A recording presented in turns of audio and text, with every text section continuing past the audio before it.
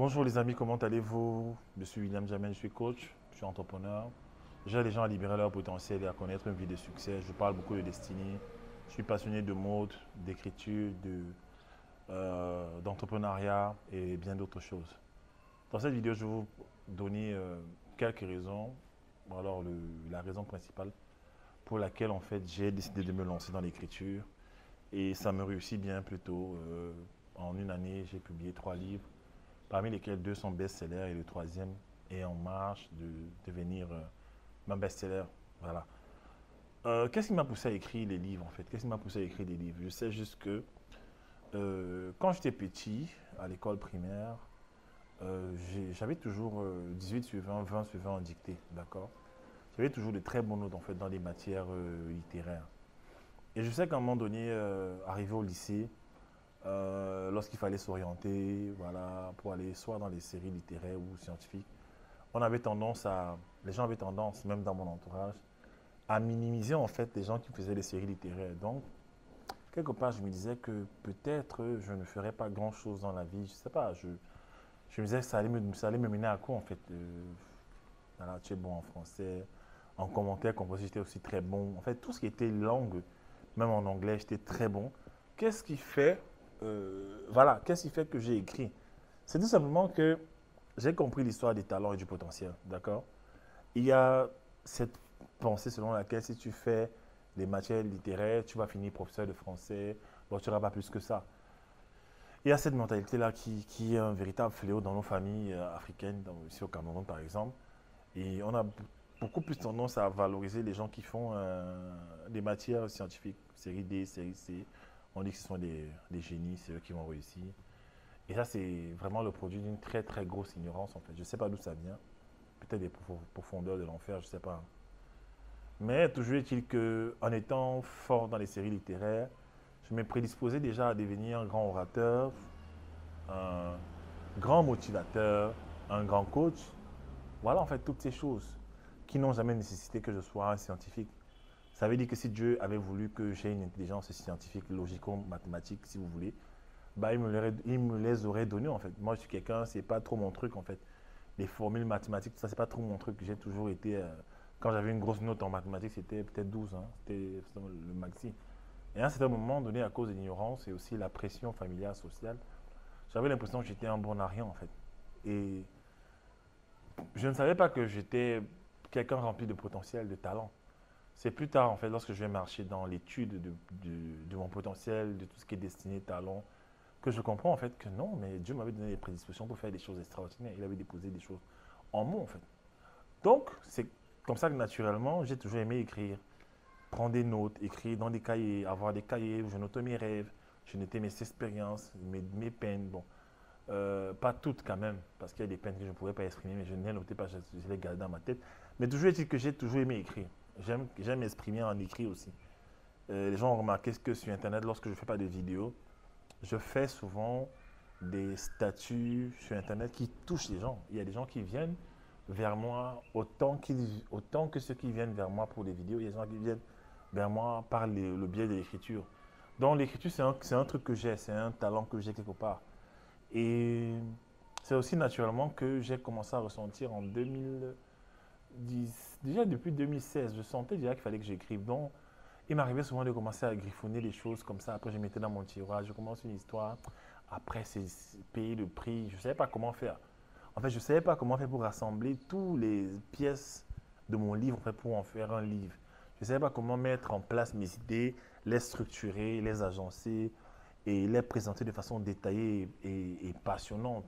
Je ne savais pas comment faire du storytelling, raconter mon histoire à travers un livre pour transformer la vie. Je ne savais pas en fait. Donc, qu'est-ce que je faisais à chaque fois? Je remettais ça à plus tard et je vous avoue même que je fuyais quoi. Parfois, je faisais des rêves où j'écrivais des livres. J'ai même fait des rêves où j'écrivais des livres, je signais des livres, je faisais des book signings. Les gens venaient acheter mes livres, c'était extraordinaire. Et quand je me levais, j'étais frustré parce que je me disais, mais je ne peux pas faire ça. C'est pas possible en fait. Et donc, ce qui me pousse vraiment à écrire, c'est la mort de ma mère. D'accord. Quand ma mère est morte, il faut savoir qu'avant qu'elle ne meure, on avait commencé un projet, elle et moi, c'était l'écriture de son livre de cuisine. Donc en fait, j'étais censé faire des photos. et elle ferait des recettes. Donc, j'allais illustrer ces recettes en photographie comme je suis un bon photographe. Donc, on a commencé le travail. Après, ma mère est morte. Elle est morte en janvier. Ça va faire 1 an exactement là. Elle est morte et en fait, elle nous a laissé son livre. Et quand elle a laissé son livre, en fait, c'était un choc pour moi parce que je sais que ma mère avait, elle souffrait de beaucoup de pathologies en fait, d'accord. Mais elle avait quand même réuni ses forces. C'était comme un devoir qu'il appelait, quelque chose. Il fallait qu'elle laisse quelque chose. En fait. Elle a fini son livre. Et le Seigneur m'a dit, tu vois, ta mère a écrit son livre en fait. Et toi, tu dois écrire. C'est la saison où tu dois écrire, tu dois motiver les gens. Tu as beaucoup, je t'ai beaucoup donné, tu l'as beaucoup donné. Il faut noter que la Bible dit qu'à celui à qui on a beaucoup donné, beaucoup sera demandé en fait. Donc voilà, c'est comme ça que naturellement j'ai commencé à écrire encore, à vouloir griffonner des choses. Mais c'était toujours, voilà, ce qui va vraiment accélérer les choses, c'est cette femme qui m'appelle et elle me dit, coach William, j'ai un truc à vous dire, mais j'ai peur. Je lui dis, bon, écoute, c'est vrai que je n'aime pas écouter ce que les gens disent, ce que les gens viennent me dire, ils ont fait des rêves. Parfois, ça devient de la manipulation. Mais bon, j'ai quand même décidé d'écouter. Dieu m'a convaincu qu'il fallait que je l'écoute. Parce que je n'écoute pas tout le monde. Dans les gens qui se lèvent là pour dire qu'ils ont fait des rêves sur moi, ils ont fait des... Non, non, non. Si ce n'est pas Dieu qui me convainc de vous écouter, je ne vous écouterai pas en fait. Voilà, je passais juste un message. Parce qu'après, les gens ont des rêves qui viennent de leur propre mémoire. Ils ont des plans pour toi, voilà. Et ça se transforme en rêve la nuit. Voilà, donc cette dame, elle m'appelle et elle me dit que oui, Dieu m'a montré comme ça que tu avais plein de talents. Tu avais la capacité d'écrire beaucoup de livres, mais tu n'écrivais pas, tu te contentais juste de faire des coffrets audio, tu te cachais derrière les coffrets. Et c'était Dieu, ce qu'elle m'a dit, mais c'était la vérité. Je lui ai dit, écoute, ne te prends pas la tête. Ce que tu dis, c'est vrai, ça vient de Dieu, parce que Dieu m'en a parlé. J'ai la capacité d'écrire, mais à chaque fois, je remets à plus tard, parce que je sais quand même que ça prend du temps d'organiser ses idées, ça prend du temps d'écrire, voilà. Et qu'est-ce que j'ai fait? J'ai dit, je comprends. Merci beaucoup, que Dieu te bénisse. Donc, lorsqu'elle a raccroché, je me suis dit, tiens, c'est la saison maintenant, je dois écrire mon livre. Donc, en fait, entre-temps, on va au Cameroun, au deuil de ma mère, on enterre ma mère, tout ça. Et quelques temps après, j'ai une conférence avec la coach Georgette Massing à Yaoundé, à l'hôtel Yaourt, sur les finances. Et mon livre est fini. Avec mon équipe, on a fini par mettre en place le livre. Il fallait donc l'imprimer. Et donc, en fait, lorsqu'il faut imprimer, dans la précipitation, l'imprimeur me propose des prix assez élevés. Et je n'ai pas beaucoup de temps. C'est la seule imprimée que je trouve. Alors, je vais payer le prix parce que je sentais dans mon esprit qu'il fallait que je pose un acte prophétique qui était l'acte d'avoir un livre relié que je présenterai à une conférence, en fait. Et alors que j'allais faire cet acte prophétique, j'allais pouvoir ouvrir la porte à beaucoup d'autres livres, en fait, à ma carrière d'écrivain. Alors, j'ai tout fait. Et ce jour-là, justement, à la conférence, le livre était disponible. J'avais le livre. Et je ne vous dis pas ce qui m'est arrivé quand j'ai reçu le livre en main. Je ne sais pas, c'est un sentiment indescriptible en fait. Avoir son livre en main, comme ça, et savoir que tu as mis des idées dans ce livre, savoir que ce livre en fait contient des choses, des éléments qui vont transformer la vie des gens, c'est un truc de dingue. C'est tellement riche en émotions. C'est comme quelqu'un qui vient d'avoir un bébé qu'il attendait depuis longtemps en fait. Pour moi, c'était même plus qu'avoir un bébé parce que je savais que, tiens, je venais de marquer quelque chose, un grand coup pour ma génération, en fait, aider ma génération. Et à partir de là, en fait, le Seigneur a commencé à m'inspirer d'autres livres. Et donc, en fait, quand j'ai fini ce livre, peu de temps après, j'ai écrit ce livre, Comment les hommes pensent en amour. Je l'ai publié sur Amazon. Et en 2 semaines, hein, non, qu'est-ce que je raconte? 3 jours après la publication, il s'est classé numéro 1 sur Amazon pendant plus de 3 semaines. Après, j'ai écrit le livre. Je m'organise pour réussir ma vie parce que j'avais beaucoup à dire aux gens par rapport à l'organisation. Je savais très bien que si tu n'arrives pas à organiser ta vie, tu ne peux pas faire grand-chose. J'ai commencé à gagner des gros montants financiers. J'ai commencé à avoir une vie de finances abondante quand je me suis organisé en fait. Parfois, ce n'est pas seulement les talents. Les talents, ce n'est qu'une partie en fait de l'iceberg. Le plus gros, c'est l'organisation. Savoir se concentrer et canaliser son énergie pour faire de grandes choses en fait, à partir de pas grand-chose, d'accord? Et donc, en fait, celui-ci aussi, il est devenu best-seller. Et c'est un livre qui est best-seller depuis. Il y a des semaines où il est, des semaines où il est deuxième. Il est toujours en tête, en fait. Il est parmi les meilleures ventes sur Amazon. Et donc, en fait, je suis surpris quand même, en faisant le bilan de cette année 2020, en entrant en 2021, de constater que j'ai écrit 3 livres en moins d'1 an. Et parmi lesquels 2 sont best-sellers. Il y a des gens qui mettent des années, des gens qui pratiquent carrément toute une carrière d'écrivain sans jamais être best-seller. Du coup, en fait, j'ai eu envie de rendre grâce à Dieu pour ça, de le bénir davantage et être aussi fier de moi parce que finalement, je suis passé à l'action. Et mon message par rapport à cette vidéo, c'est que tu as un livre à l'intérieur de toi, en fait. Tu as un livre. Tu as quelque chose à transmettre. C'est pas normal, en fait, que ce ne soit pas dehors. D'accord? Ne laisse pas la vie passer sans écrire à ta génération. D'accord? Il y a plusieurs avantages à être un auteur. Quand tu écris un livre pour bénir ta génération, ben, tu aides non seulement les gens, mais tu laisses quelque chose qui va traverser les siècles, même quand tu ne seras plus là, en fait. Les gens pourront continuer à lire ton livre. Moi, j'ai souvent l'habitude de dire que d'ici 200 ans, quelqu'un ouvrira une malle quelque part, peut-être aux États-Unis, à New York, là-bas, dans un appartement, dans un vieil immeuble qu'on a détruit. Il va trouver un livre sur les talents des enfants et il pourra aider sa famille avec, et lui-même aussi, parce que c'est un livre qui parle aussi aux adultes. Vous comprenez ça? Tu ne sais pas où ton livre va se retrouver. Peut-être ton livre peut sauver un État, ton livre peut sauver un foyer. D'accord? Ce livre-ci a sauvé beaucoup de femmes des relations, en fait, où elles étaient en train de déranger les hommes, déranger, abuser, en fait, parce qu'elles ne connaissaient pas la psychologie, comment les hommes pensent. Vous comprenez ça? Et donc, c'est ça qui c'est important d'écrire des livres. C'est important d'écrire son livre. Hein? Autre chose aussi, c'est que bah, quand tu écris ton livre, bah, financièrement, tu viens de créer une rivière financière, en fait. Tu viens de créer des revenus qui vont tomber chaque mois. Regardez. Ça, c'est un revenu chaque mois. Il se vend sur Amazon, au Cameroun, au Gabon, en Côte d'Ivoire, hein, et bientôt dans d'autres pays. Ça, c'est encore un autre revenu. Troisièmement, ça, c'est encore un autre revenu. D'accord? Autant de livres, en fait, c'est autant de revenus. Donc, à un moment donné, tu peux dormir chez toi tranquillement, tes livres se vendent. Vous comprenez ça? Et dans ma formation sur le masterclass d'écriture, je vais enseigner aux gens les techniques de vente. Comment vendre son livre, en fait. D'accord? Il y a des gens qui écrivent, ils ne savent pas à qui vendre. Moi, je sais comment vendre. J'ai des techniques imparables qui marchent très, très bien. D'accord? Et par la même occasion, mon talent d'écriture, en fait, qui paraissait mm, banal, en fait, m'a aidé à aider d'autres personnes à écrire des livres. D'accord? J'ai mon mentoré Joe Brain, qui est expert du cerveau, qui a écrit son deuxième livre déjà. Il a 2 livres déjà. Là, dans ma masterclass, nous avons la première masterclass, nous avons 3, 4, 5, je crois 5 ou 6 élèves qui vont sortir bientôt leur livre. Vous comprenez ça?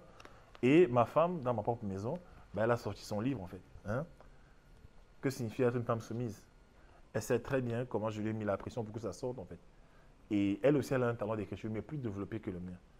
Donc en fait, je me suis rendu compte que naturellement, tout autour de l'écriture, j'ai cette capacité-là à produire des auteurs, à aider les gens à libérer leurs livres et à faire des choses à travers un seul talent. Je ne parlerai jamais assez des talents. Il y a tellement de choses à faire dessus. Donc, j'aimerais te dire, écris ton livre. Je ne sais pas pourquoi tu attends. Peut-être ta situation financière va changer lorsque tu vas écrire un livre. Est-ce que vous savez qu'il y a des livres il y a des livres, en fait, lorsque vous les écrivez, vous êtes en train de sauver tout un pays, tout un continent, en fait. Oui, il y a des livres qui deviennent des manuels même scolaires. Il y a des livres qui deviennent des manuels au niveau du conseil d'orientation dans le pays, dans la nation, en fait. Donc vraiment, je vous encourage à écrire vos livres. Moi, j'ai besoin de ton livre, en fait. Pourquoi tu attends? J'ai besoin de ton livre. Mhm. Une des raisons aussi pour lesquelles les gens n'écrivent pas, c'est que les gens ont l'impression que écrire le livre, c'est pour les autres. C'est pour les blancs, c'est pour les gens qui ont un PhD, c'est pour les gens qui, je sais pas, qui sont extrêmement intelligents. Non, tout le monde peut écrire, tout le monde a un livre en ligne. Moi, j'ai une équipe, si vous avez besoin de pondre vos idées et en faire un livre, on va vous aider en fait. Aujourd'hui, vous avez l'avantage que tu n'as plus besoin de t'asseoir sur une table et écrire ton livre de bout en bout en fait. Rempli, je sais qu'il y a le syndrome de la page blanche, mais tu n'as plus besoin de ça en fait. Il y a les gens qui peuvent réécrire tes pensées, il y a des gens qui peuvent réécrire ce que tu dis. On a des techniques imparables en fait pour t'aider à mettre en place ton livre en un temps record, d'accord? Hein? C'est important ce que je voulais vous dire. Donc, je voulais t'encourager. Libère ton livre, d'accord? Libère-moi ton livre. Libère ton livre. On a besoin de connaître ton histoire. Il y a les problématiques. Je travaillais l'autre jour avec une médecin, une de mes coachées qui est médecin en Belgique. Elle avait son cabinet, mais parallèlement, en fait, elle a tellement de stratégies au niveau de la santé de la femme. Des choses extraordinaires qui vont transformer les femmes. Et on a commencé à mettre un plan en marche pour qu'elle écrive son livre. Bientôt, nous allons la publier. Vous comprenez ça?